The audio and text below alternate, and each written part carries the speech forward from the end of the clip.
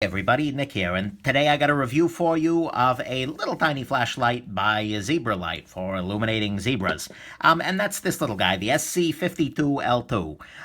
Again, really memorizable name. Zebralight and ZT have something very in common. But anyways, this is a light that runs off of a AA battery. So this is just an Eneloop AA. For scale, here's your Olight S1. Phoenix UC35, and an 18650 battery. So this little guy, oh, and I want to thank my buddy Jim for sending this along with a bunch of other lights. He's an absolute gem of a human being, and, is making it possible to do some really nice reviews here. So thanks, Jim. I had talked recently about the SC62, which is a great little flashlight. There's a whole lot of power in your pocket here. This is kind of the next step down. It goes from an 18650 to a AA battery. And so let's go on ahead and jump into a discussion of your SC52L2 here. The good, the bad, and the ugly, as always. Okay, so you're good. First and foremost, it's small and it's lightweight, and it kind of disappears in your pocket. I mean, at 1.4 ounces, you're not really going to feel it. And it's just not very big. Compared to a AA battery, it's not large. And that means that you're really not going to feel it carrying it. Yeah, the cap steps up above the clip a little bit, but nonetheless, this just disappears on you, which is nice. Speaking of AA batteries, another nice thing is that it takes a AA battery. And that's good because if you walk into any grocery store, 7-Eleven, whatever, you can find the AA. And you can have Eneloops, which recharge, or you can use the 14500 cells, which are a lithium-ion sort of AA battery, which actually give you slightly better power coming out of it. But nonetheless, that's all good. The light is actually plenty bright. High is pretty damn bright indoors. It's 300 lumens, and you get less than an hour, like 59, 58 minutes, something like that on it. And it's okay outdoors, so I wouldn't feel bad, walking home with this at night, outdoors. But it's also not what I would take for an outdoor search and rescue sort of operation. Not that I go on outdoor search and rescue operations, but whatever. The medium is okay indoors. It's borderline spooky at 54 lumens, and maybe with my eyes a little better adjusted, I'd have an easier time of it. But you get 7 hours of runtime there, and you can certainly navigate on the medium setting indoors. And low is actually a little bit spooky indoors. It's 2.9 lumens. So again, you need some serious adjustment there, and that gets you 4 days of runtime. So, there you go. As with all your Zebra lights, it feels pretty durable and waterproof. It is ribbed for your pleasure for some reason.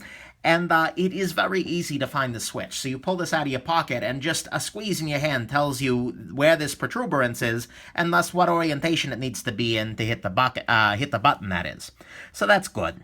One other thing is that this is it's not really spotty, but it does have a pretty distinct spot, which makes it a little bit easier, especially on the medium. The 54 lumens here goes a long way for exploring indoors, as opposed to in a slightly floodier light, where it's a little bit, I don't know, not as nice there. And then at $59, it's not breaking the bank. It's only, $10 more than your Olight, and, so there you go.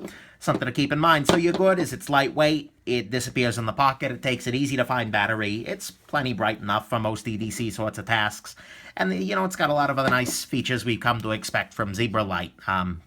So let's go on ahead and jump into your bad. Okay, bad couple of things. First off, it's a Zebralight, and that means the interface is not stellar.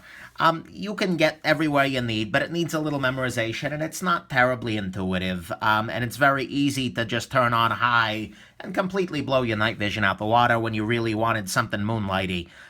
So that's something you gotta keep in mind.